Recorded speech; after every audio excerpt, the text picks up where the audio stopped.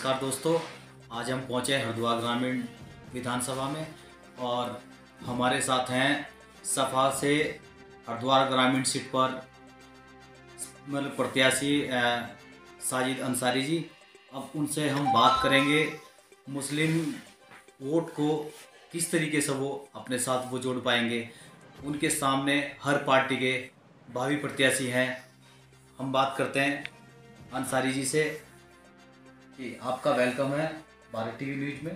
धन्यवाद जी, आज आप मतलब सपा ने यहाँ हरिद्वार में इतनी मतलब अहम सीट पर आपको मैं प्रत्याशी मतलब बनाया है, तो इस सीट पर जितने भी प्रत्याशी हैं सब मतलब हिंदू हैं, तो आप अपने मुस्लिम समाज को जो 38-40 से भी पार हैं, तो उनको किस तरीके से अपने साथ में जोड़ पाएंगे?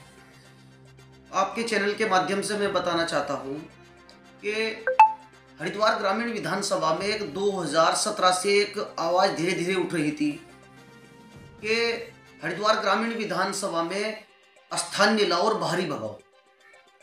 तो ये नारा 2017 में उतना कामयाब नहीं हो पाया था, लेकिन धीरे धीरे 17 से जब ये 22 में पहुंचा तो इस नारे ने एक बहुत मजबूती पकड़ ली और स्थानीय जिताओ और बाहरी भगाओ। लेकिन उसके साथ साथ एक नारा और भी लगा कि 50,000 मुस्लिम वोट हरिद्वार ग्रामीण विधानसभा में रहते हैं और कांग्रेस पार्टी, बहुजन समाज पार्टी और आम आदमी पार्टी, तीनों पार्टियों ने मुस्लिमों को नेगलेक्ट कर शर्मा, नरेश शर्मा हो या दर्शन शर्मा हो, और कांग्रेस की अभी लिस्ट आउट नहीं हुई, उससे भी हिंदू प्रत्याशी ही आएगा। तो इस बात को देखते हुए मुस्लिमों में काफ़ी रोष उत्पन्न हुआ, जिसको देखते हुए जब हमारी समाजवादी पार्टी ने सर्वे कराया और लोगों की भावनाओं को जाना, तो लोगों की भावनाओं को देखते हुए समाजवादी पार्टी के राष्ट्रीय अध्यक्ष अखिलेश यादव जी और प्रदेश के प्रदेश अध्यक्ष डॉक्टर सत्यनारायण सचान जी और उत्तराखंड के प्रदेश प्रभारी श्री राजेंद्र चौधरी जी को जब इस मालूम हुआ कि 50,000 मुस्लिम हरिद्वार ग्रामीण विधानसभा में निवास करते हैं और उनकी एक ही मांग है कि हमें मुस्लिम प्रत्याशी दिया जाए, स्थानीय दिया जाए, जो सभी पार्टी नहीं दे पा रही, ना मुस्लिम प्रत्याशी उतार रही और ना स्थानीय उतार रही, तो समाजवादी पार्टी ने इस पर गंभीरता से चर्चा की और इस नतीजे पर पहुंची कि हमारे जो अपना एक छोटा सा कार्यकर्ता, एक किसान का बेटा और गांव का रहने वाला, उस पर साजिद अंसारी पर समाजवादी पार्टी ने भरोसा जताते हुए मुझे प्रत्याशी बनाया और मैं समाजवादी पार्टी के राष्ट्रीय अध्यक्ष अखिलेश यादव जी और प्रदेश नेतृत्व और प्रदेश प्रभारी जी का आपके चैनल के माध्यम से शुक्रिया अदा करना चाहता हूं और ये बताना चाहता हूं कि हरिद्वार ग्रामीण विधानसभा में जो साजिद अंसारी को टिकट दिया है, ये नेता को टिकट नहीं दिया, एक बेटे को टिकट दिया है। और हरिद्वार ग्रामीण विधानसभा की जनता इस बार नेता नहीं चुनेगी, बेटा चुनेगी।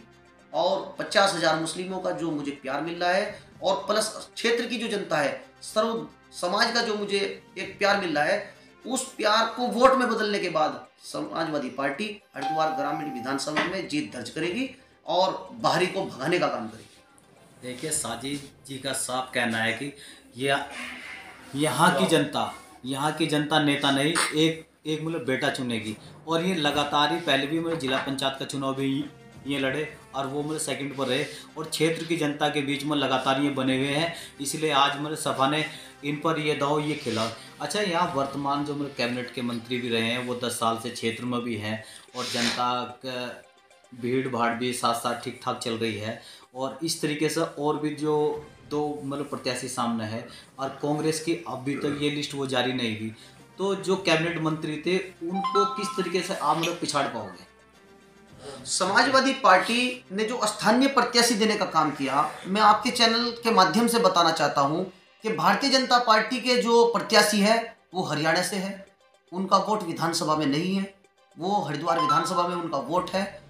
और बहुजन समाज पार्टी से जो प्रत्याशी है वो जम्मू कश्मीर से है, जो आम आदमी पार्टी से प्रत्याशी है वो यूपी सहारनपुर से है, और कांग्रेस से जो प्रत्याशी आ रहा है वो भी हरिद्वार ग्रामीण विधानसभा से बाहर से है।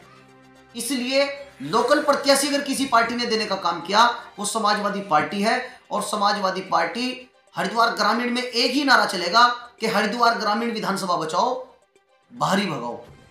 अच्छा, अगर आप लोगों पर आप पर मेरे जनता में भरोसा करती भी है और आपको मैं विधायकी बना, तो आपके मेन मुद्दे क्या रहेंगे जो मेरे प्राथमिकता में रहेंगे? हमारे मेन मुद्दे शिक्षा, चिकित्सा, बेरोजगार, जो बेरोजगार युवा हमारे पढ़ लिख कर बेरोजगार घूम रहे हैं, जो उत्तराखंड के अंदर 70% स्थानीय युवाओं को रोजगार देना फैक्ट्री का मानक है, जिसमें 70% स्थानीय की जगह 70% बाहरी लोगों को लगाने का काम कर रहा है। हमारे विधायक बनने के बाद जो हरिद्वार जिले के अंदर फैक्ट्री है, उनमें हम 70% स्थानीय का जो मानक है वो लागू कराएंगे। जब 70% स्थानीय को रोजगार दिया जाएगा तो जिला हरिद्वार के अंदर हमारा एक भी बच्चा बेरोजगार नहीं होगा। फैक्ट्रियों में बल्कि बच्चे कम पड़ जाएंगे हरिद्वार जिले में, इतनी फैक्ट्री हमारे हरिद्वार जिले के अंदर है। लेकिन ये जब विधायक हम हरियाणा का बनाएंगे तो रोजगार हरिद्वार ग्रामीण विधानसभा को नहीं मिलेगा, हरियाणा के युवाओं को मिलेगा। इस बार हरिद्वार ग्रामीण की जनता ने ये मान लिया कि हरिद्वार ग्रामीण विधानसभा बचाओ, बाहरी भगाओ, समाजवादी पार्टी को जिताओ। अच्छा, दूसरा ये है कि आज तक यहाँ पर मतलब सफा ने अपनी जीत दर्ज नहीं कराई थी और आज तक यहाँ पर मतलब जनता भी ज़्यादा नहीं जोड़ पाई थी। और मतलब उत्तर प्रदेश में अखिलेश जी कह रहे हैं कि हम भी 300 यूनिट बिजली फ्री देंगे और युवाओं को मतलब विकास करेंगे। क्या वही सब चीज योजनाएं यहाँ पर भी लागू की जाए? उत्तर प्रदेश की तर्ज पर जैसे घोषणा पत्र वहां लागू होगा तो उसी पर यहाँ भी काम चल रहा है। जैसा हमारा मैनिफेस्टो होगा तो वो उत्तर प्रदेश की तर्ज पर ही उत्तराखंड के अंदर भी हमारा घोषणा पत्र होगा। और उसी तरीके से जिस तरीके से 2012 से 17 की सरकार में अखिलेश यादव जी ने तमाम योजनाएं चलाई, युवाओं को लैपटॉप बांटे हो या सड़कें बनाई हो या 1090 डायल नंबर या 100 नंबर हो, हर 10 किलोमीटर पे जो एक उत्तर प्रदेश की जो भी सड़क है पूरे उत्तर प्रदेश में हर 10 किलोमीटर पर डायल 100 खड़ी हुई है। ये उत्तर प्रदेश में अखिलेश यादव जी की देन है। आज पूरे देश के अंदर हाईवे तो तमाम स्टेटों में बन रहे हैं, लेकिन अखिलेश यादव जी ने 2012-17 के बीच में जो आगरा एक्सप्रेसवे बनाया, उस एक्सप्रेसवे पे हवाई जहाज उतार दिए। तो पूरे देश के अंदर ये मैसेज गया कि युवा और पढ़ा लिखा मुख्यमंत्री बनाने का ये फायदा है। तो आज उत्तराखंड के अंदर 2 बार उत्तराखंड में कांग्रेस की सरकार बन गई, 2 बार भाजपा की सरकार बन गई, लेकिन दोनों सरकारों ने उत्तराखंड के निवासियों को लूटने का काम किया।